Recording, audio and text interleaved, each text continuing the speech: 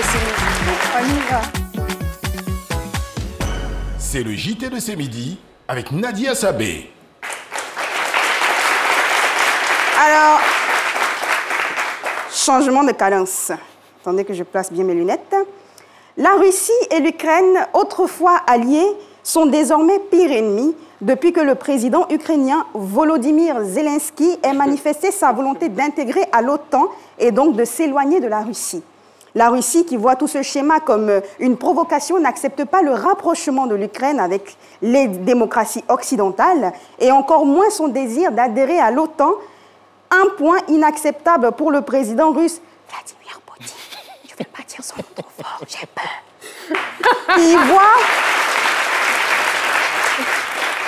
Il voit une menace pour ses frontières. Après de longs mois de tensions entre ces deux pays, le 24 février dernier, le président Vladimir Poutine a annoncé le lancement d'une opération militaire, genre la guerre quoi, en Ukraine, en envahissant le pays et en le bombardant. Les Ukrainiens, quant à eux, ont pris les armes pour se défendre et la communauté internationale des sanctions contre la Russie. Notre envoyé spécial est au cœur de ces troubles. Grigata Moblou, bonjour. Bonjour. Vous m'avez envoyé dans une situation très pénible. Je vous le dis, c'est très pénible. D'accord. La voix de... Bon, Yako, en tout cas, toutes nos excuses, hein, mais vous êtes payé pour ça.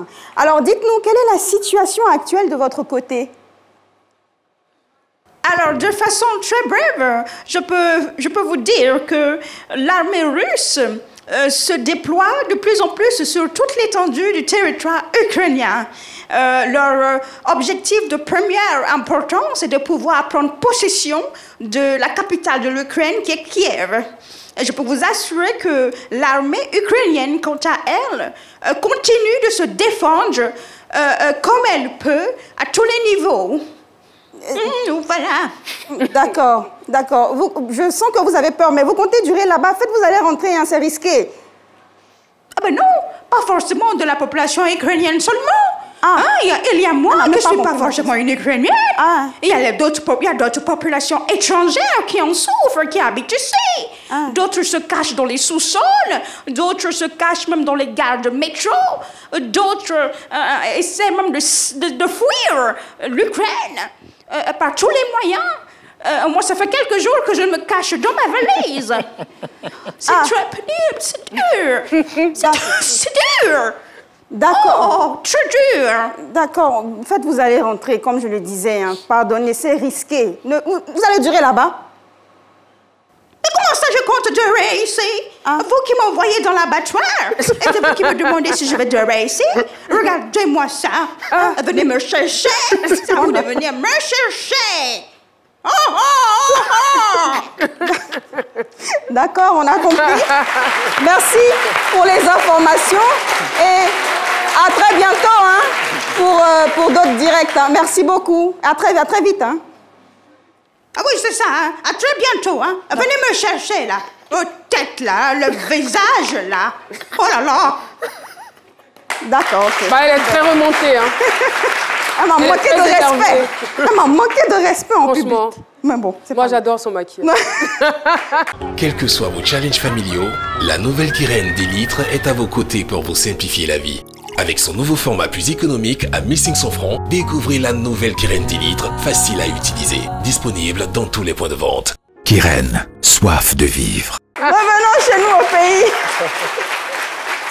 On revient chez nous au pays. Dans le cadre de la lutte contre l'insalubrité, le ministère de l'Assainissement et de la Salubrité mène de nombreuses actions dans les communes d'Abidjan et les villes de l'intérieur. Sans oublier sur la toile, en faisant circuler un hashtag « Stop, la rue n'est pas une poubelle » en vue de sensibiliser la population. Maintenir une ville 100% propre n'est pas chose impossible. Du gouvernement à la mairie, en passant par les partenaires, aux populations, chacun a sa part de responsabilité dans cet état de fait. Un reportage de Zangbeto Norbert.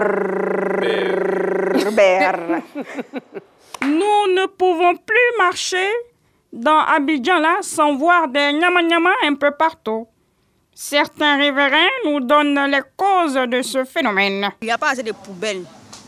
S'il y a des poubelles un peu partout, en science, on peut jeter les trucs dans la rue. Quelles sont les causes de l'insalubrité en Côte d'Ivoire? Insalubrité. Insalubrité? Insalubrité.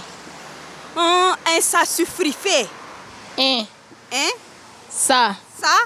Lubrité. Lubrifié? Il lui a fallu 2 longues minutes pour finalement ne rien comprendre. Ça, non, je le connais pas, sincèrement. Je connais pas. C'est quoi? Mais au moins, nous pouvons compter sur notre vaillant sergent-chef Zango, qui non seulement assure la sécurité, mais aussi la propreté dans nos quartiers. Je suis déterminé ce matin. Voilà, moi et mon Akoto Yao, Daniel B13 dit le repéro de la propreté. Toujours. Et voilà. Donc nous allons nettoyer Abidjan, nous allons faire nettoyer Abidjan par la population elle-même. Et puis voilà, et on va continuer comme ça jusqu'en 2000. Toé.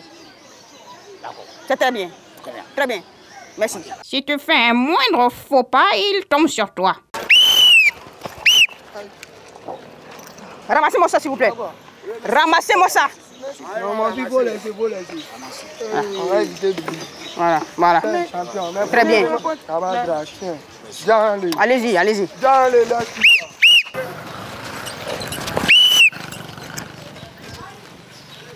J'ai senti que vous avez eu l'intention de jeter ça par terre. Non, c'est pas à la poubelle. Nous sommes là pour anticiper les choses, pour éviter les dégâts. Merci beaucoup. Si on a eu au moins 50 personnes comme notre sergent-chef, l'insalubrité ne ferait plus partie de notre vocabulaire et même de notre vie.